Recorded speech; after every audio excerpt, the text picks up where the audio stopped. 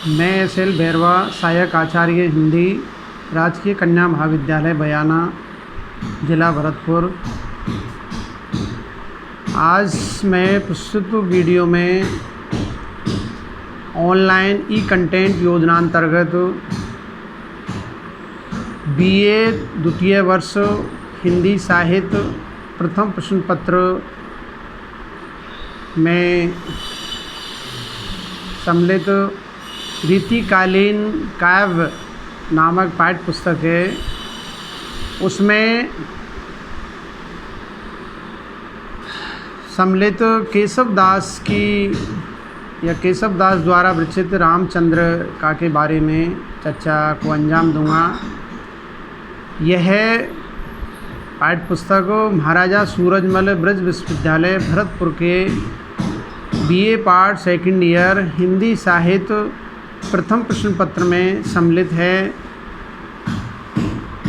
तो आज हम जिस विषय पर जिस कंटेंट की हम चर्चा कर रहे हैं, हमारा विशेष फोकस केशव दास द्वारा विरचित रामचंद्र का के 16वां प्रकाश अंगद रावण संवाद पर रहेगा। इस अंगद रावण संवाद पर हम पहले 3 वीडियो प्रस्तुत कर चुके हैं। आज हम चौथा वीडियो प्रस्तुत करेंगे और पद संख्या 19 से प्रारंभ करेंगे। तो BA द्वितीय वर्ष में अध्ययनरत छात्राएं प्रस्तुत वीडियो को ध्यान से देखें, सुनें, इसका विवेचन विश्लेषण करें, तत्पश्चात इसको लाइक करें, कमेंट करें और सब्सक्राइब करने में लापरवाही ना बरतें। मैंने प्रस्तुत वीडियो में बेहद ही रोचक, ज्ञानवर्धक और उपयोगी सामग्री को मैं प्रस्तुत कर रहा हूँ। यह सामग्री BA MA के साथ साथ प्रतियोगी परीक्षाओं में भी समान रूप से आपके लिए उपयोगी सिद्ध होगी, ऐसा मेरा मानना है। तो अब हम 19वां पद है उसको पढ़ते हैं। उसके बाद में तत्पश्चात व्याख्या के जो 4 सोपान हैं उसके आधार पर इसकी सप्रसंग व्याख्याएँ करेंगे। पिछली वीडियो में भी मैं आपको व्याख्या के 4 सोपानों के बारे में विस्तृत चर्चा कर चुका हूँ, फिर भी मैं आपको दोहरा देता हूँ। व्याख्या के 4 सोपान: पहला संदर्भ, दूसरा प्रसंग, तीसरा भावार्थ या भाष्य या सरल अर्थ और चौथा विशेष टिप्पणी या काव्य सौंदर्य या कलात्मक सौंदर्य। ये 4 सोपान होते हैं। इसके आधार पर सप्रसंग व्याख्याओं को अंजाम दिया जाता है। तो 19वां पद को पढ़ते हैं। अंगद का ये संवाद है, बहुत ही मार्मिक है। केशव दास की जो संवाद कला है वो बेहद ही रोचक, ज्ञानवर्धक,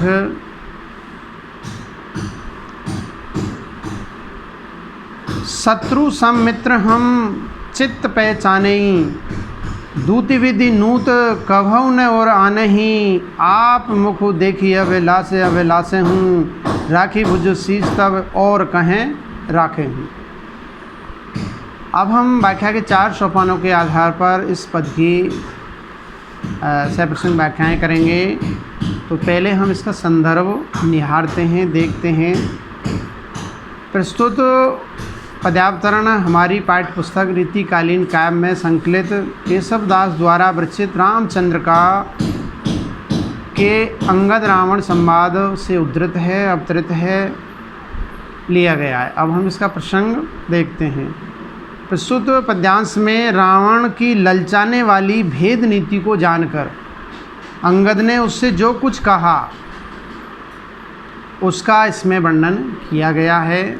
अब हम इसका भाष्य या इसका सरल अर्थ या भावार्थ देखते हैं, जो कि व्याख्या का 3रा सोपान है। प्रस्तुत गद्यांश में अंगद ने रावण से कहा कि हम अपने मन में अच्छी तरह पहचानते हैं कि कौन शत्रु है, कौन तटस्थ या उदासीन है और कौन मित्र हैं। इसके बारे में मैं अच्छी तरह से जानता हूँ। अतः तुम्हारी इस नवीन भेद नीति को मैं कभी भी हृदय में स्थान नहीं दूंगा, मैं इसको स्वीकार नहीं करूँगा, अर्थात इसे नहीं मानूंगा। हे रावण, हे दशकंठ, पहले तुम अपनी भुजाओं तथा सिर की रक्षा कर लो, 10 शीश और 20 भुजाओं की सुरक्षा कर लो। अपने मुख को अर्थात अपने दोषों को देखकर लालसा करो और अपनी कुमति का फल भोगने के लिए तैयार रहो। अब आपका अंत समय आ चुका है, ये अंगद ने रावण से कहा है। अब हम इसका कलात्मक सौंदर्य देखते हैं। उक्त या प्रस्तुत गद्यांश में अंगद ने व्यंग रूप से कहा कि अपने 10 सिरों और 20 भुजाओं को पहले बचाने की युक्ति सोचो, उपाय करो। अंगद ने रावण से कहा कि आप अपने 10 सिर और 20 भुजाओं की रक्षा करने की सोचो, फिर भेद नीति की बात करो, फिर कूटनीति की, डिप्लोमेसी की बात कीजिए। और प्रस्तुत पद्यांश में काकु वक्रोक्ति अलंकार है, साथ साथ अनुप्रास, यमक और काव्यलिंग अलंकारों का सुंदर प्रयोग हुआ है। निशिपालका नामक छंद का प्रयोग हुआ है और प्रस्तुत पद्यांश की भाषा शैली सहज सरल सुबोध कवि के भावों और विचारों को अभिव्यक्त करने में पूर्ण रूप से सक्षम और समर्थ है। अगला पद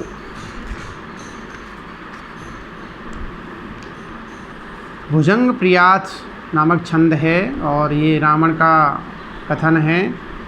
महामीचु दासी सदा पाए धोवे, प्रतिहार हैवे के कृपा सूर जोवे, छपानाथ लीनो रहे छत्र जाको, करे को कहाँ शत्रु सुग्रीव ताको, सका मेघमाला सिखी पाककारी, करे कोतवाली महादंडधारी, पढ़े वेद ब्रह्मा सदा द्वार जाके, कहा बापरो शत्रु सुग्रीव ताके। अब हम इसका वही व्याख्या के 4 सोपानों के आधार पर सप्रसंग व्याख्याएं करते हैं। तो पहले संदर्भ देखते हैं।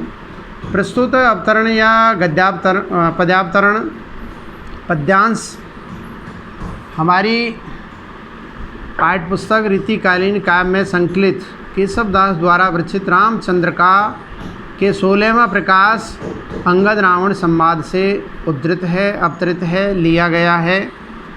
अब हम इसका प्रसंग देखते हैं। प्रस्तुत पद्यांश में जब अंगद ने कहा कि श्री राम के बाणों से रावण का विनाश होगा, रावण मृत्यु को प्राप्त करेगा, तब रावण आवेश में आकर अपनी शक्ति का वखान करने लगा। उसी का इसमें वर्णन किया गया है।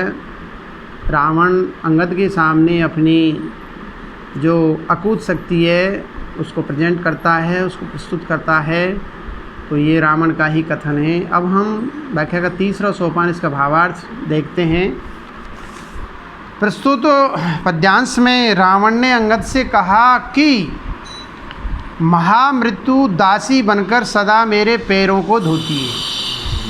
रावण ने अपनी शक्ति का प्रदर्शन करते हुए कहा कि महामृत्यु मेरे पद प्रक्षालन करती है, मेरे पैरों को धोती है, और द्वारपाल बनकर सूर्य मेरी कृपा दृष्टि की प्रतीक्षा में खड़ा रहता है, और चंद्रमा छत्र लिए रहता है। मेरे सिंहासन पर चंद्रमा छत्र धारण करके वो हर समय अहरनिश रात दिन खड़ा रहता है। ऐसे सर्वसमर्थ मुझ रावण का शत्रु बनकर सुग्रीव क्या कर सकता है, अर्थात वह मेरा कुछ भी नहीं बिगाड़ सकता है, मेरा बाल भी बांका नहीं कर सकता है। हे अंगद, मेघमाला यानी बादल, इंद्र मेरे यहाँ भिस्ती का तात्पर्य पानी भरने का काम करते हैं। अग्निदेव भोजन बनाता है, साक्षात अग्नि का जो देवता है वो मेरा भोजन बनाता है, पाकशाला है उसमें भोजन पकाता है। यमराज पहरा देता है, यमराज चौकीदारी करता है, और ब्रह्मा हमेशा द्वार पर बैठकर वेद पाठ करता है। ऐसे शक्तिशाली मुझ रावण से शत्रुता करके बेचारा सुग्रीव मेरा क्या कर सकता है, मेरा कोई कुछ भी नहीं बिगाड़ सकता है। अब हम इसका कलात्मक सौंदर्य देखते हैं। उक्त पद्यांश में यह रावण का कथन है और यह घमंड से, अहंकार से परिपूर्ण है। वह स्वयं को अजर अमर मान रहा है। रावण ये कहता है कि मुझे कोई नहीं मार सकता है। और प्रस्तुत पद्यांश में आक्षेप और उदात्त अलंकार का सुंदर प्रयोग हुआ है। भुजंग प्रिया छंद का प्रयोग होने से ये दो पद श्लोकें भावावृत्ति प्रखर है। और प्रस्तुत पद्यांश की भाषा शैली सहज सरल सुबोध, लेखक या यूँ कहें कि कवि के भाव और विचारों को अभिव्यक्त करने में पूर्ण रूप से सक्षम और समर्थ है। अगला पद अंगद का कथन है। पेट चंड्यो पल ना पल का चंडे, पाल क्यों चंड मोह मड्योरे। ओक चंड्यो चित्रसार चंड्यो, गजबाज चंड्यो गढ़ गर्भ चंड्यो रे। व्योम विमान चंडोई रहो, कही केशव सो कबौन पड्यो रे। चेतत नाई रहो चंड चित्त सो, चाहत मूड चिताहूँ चंड्यो रे। अब हम व्याख्या के 4 सोपानों के आधार पर प्रस्तुत छंद या प्रस्तुत पद की सप्रश्न व्याख्याएँ करेंगे। तो पहले हम इसका संदर्भ देखते हैं। प्रस्तुत पद्यांश हमारी पाठ्य पुस्तक रीतिकालीन काव्य में संकलित केशव दास द्वारा रचित रामचंद्रिका के 16वां प्रकाश अंगद रावण संवाद से अवतरित है, लिया गया है। अब हम इसका प्रसंग देखते हैं कि प्रस्तुत पद्यांश में कवि किसके माध्यम से क्या कहना चाह रहा है। तो प्रस्तुत पद्यांश में कवि अंगद के द्वारा रावण के घमंड को देखकर उसकी भर्त्सना कर रहा है। अंगद रावण की जो गर्व और घमंड की जो स्थिति है उसकी बहुत ही ज़बरदस्त वो भर्त्सना कर रहे हैं। इसी बात का इसमें चित्रण किया गया है। अब हम व्याख्या का 3रा सोपान, इसका भावार्थ या सरल अर्थ देखते हैं। प्रस्तुत पद्यांश में अंगद ने कहा कि हे रावण, तू माता के पेट पर चढ़ा, झूलने पर चढ़ा, पलंग पर चढ़ा, विवाह के समय पालकी पर चढ़ा और अब तक मोही में ही पड़ा रहा, अर्थात अज्ञान से ही आवृत रहा, अज्ञान से ही आपका वास्ता रहा है। फिर विवाह के समय बनाए गए चौक पर चढ़ा, रंग महल पर चढ़ा, हाथी घोड़े पर चढ़ा, घमंड के किले पर चढ़ा। इसके पश्चात तू घमंड के किले में चढ़ करके मदमस्त हो गया। कवि केशव दास कहते हैं कि अंगद ने कहा कि हे मूर्ख, तू बहुत ऊंची ऊंची कल्पनाएं करता रहा है, किंतु तुमने कभी ईश्वर का नाम नहीं जपा, भगवान का नाम नहीं लिया।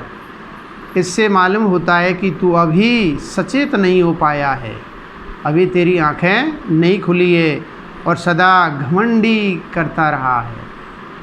अतः तू अब चिता पर ही चढ़ना चाहता है, अर्थात मरना चाहता है, तो मर ले, तेरी मुक्ति राम के हाथ में लिखी हुई है। अब हम इसका काव्य सौंदर्य, कलात्मक सौंदर्य देखते हैं। प्रस्तुत पद्यांश में यह अंगद का चमत्कारी कथन है। रावण को जन्म से घमंडी एवं अज्ञानी बताया गया है कि रावण जन्म से ही अहंकारी था, इसी कारण अब उसका विनाश निश्चित बताया गया है।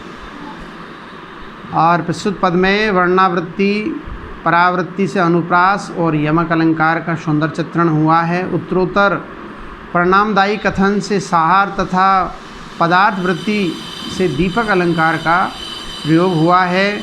और प्रस्तुत पद्यांश में विजय छंद की गति अति उचित है और इस पद्यांश की भाषा शैली सहज सरल सुबोध, कवि के भाव और विचारों को अभिव्यक्त करने में पूर्ण रूप से सक्षम और समर्थ है। अगला पद ये रावण का कथन है। निकार्यो जू भया लियो राज जाको, दियो काट के जू कहा त्रास ताको लियो बान राली कहो बात तो सु कैसे लोरे राम संग्राम मोसे। अब हम इस पद्यांश का व्याख्या के जो 4 प्रतिमान या सोपान या चरण होते हैं उसके आधार पर इसकी सप्रसंग व्याख्याएँ करेंगे। 4 सोपान हैं: संदर्भ, प्रसंग, भावार्थ और कलात्मक सौंदर्य। तो पहले हम इसका संदर्भ देखते हैं, निहारते हैं। प्रस्तुत पद्यांश या पदावतरण या पद पंक्तियाँ हमारी पाठ्य पुस्तक रीतिकालीन काव्य में संकलित केशव दास द्वारा विरचित रामचंद्रिका के 16वां प्रकाश अंगद रावण संवाद से उद्धृत है, अवतरित है, ली गई है। अब हम इसका प्रसंग देखते हैं। प्रस्तुत पद्यांश में अंगद ने रावण से कहा कि अब तुम मरना चाहते हो, अब मृत्यु तुम्हारे समीप है, पास में है। इस बात पर रावण ने कहा कि राम मुझे क्या मारेगा, अरे वे तो शक्तिहीन है। उसी बात को इसमें चित्रित प्रस्तुत पद्यांश में वर्णन किया गया है। अब हम इसका भावार्थ है उसको देखते हैं। प्रस्तुत पद्यांश में रावण ने कहा कि जिस राम से उसके ननिहाल भेजे गए भाई भरत ने राज छीन लिया, जिस राम से रावण कह रहा है कि जिस राम को भरत से ही राज प्राप्त करने में वो असमर्थ हो गया था और 14 वर्ष के लिए वन को निकल गए थे और फिर राज से बाहर निकाल दिया, उस राम से मुझे किस बात का डर है। आज से यह है कि राम अपने राज्य की अपने ऐसे भाई से रक्षा नहीं कर सका जो अयोध्या से दूर था तथा सेना रहित था, यानी भरत के पास में किसी तरह की कोई सेना नहीं थी। उससे भी क्या है, अपने राज्य की रक्षा नहीं कर सका। वे राम किस प्रकार मुझ जैसे शक्तिशाली का राज छीन सकता है, असंभव बात है। मैं तुमसे सत्य कहता हूँ कि राम के पास केवल बानरों की सेना है और कुछ नहीं है। बंदर भालू है, ये भाग जाएंगे और कोई योद्धा उसके पास नहीं है। ऐसा राम मुझसे किस प्रकार युद्ध कर सकता है, वो मेरा मुकाबला नहीं कर सकता है।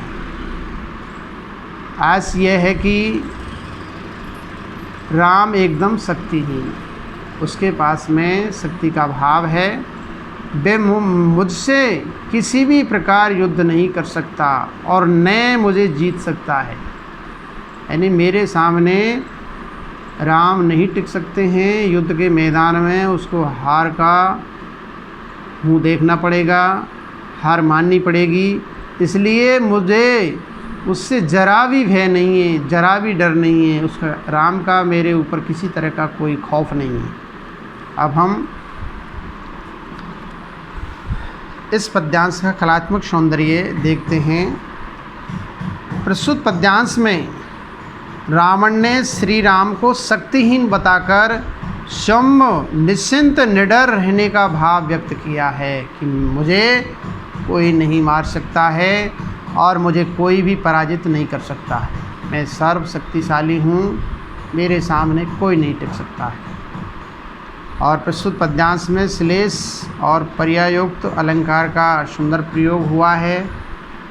4 यगण वाले भुजंग प्रियात नामक छंद की गति अति उचित है और प्रस्तुत पद्यांश की भाषा शैली सहज, सरल, सुबोध और कवि के भाव और विचारों को अभिव्यक्त करने में पूर्ण रूप से सक्षम और समर्थ है।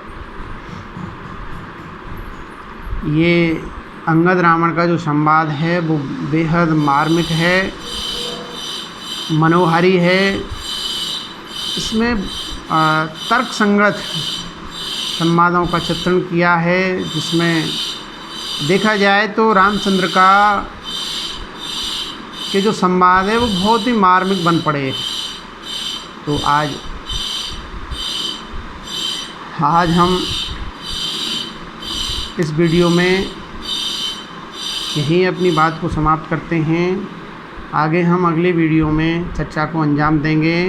कृपया करके छात्राएँ इस वीडियो की श्रृंखला को ध्यान से पढ़ें। बहुत ही ज्ञानवर्धक वीडियो मैं प्रस्तुत कर रहा हूँ। मैं आपका ध्यान आकर्षित करता हूँ कि ये परीक्षा की दृष्टि से बेहद ही उपयोगी सामग्री है। धन्यवाद, नमस्कार, और हम अगले वीडियो में चर्चा करेंगे।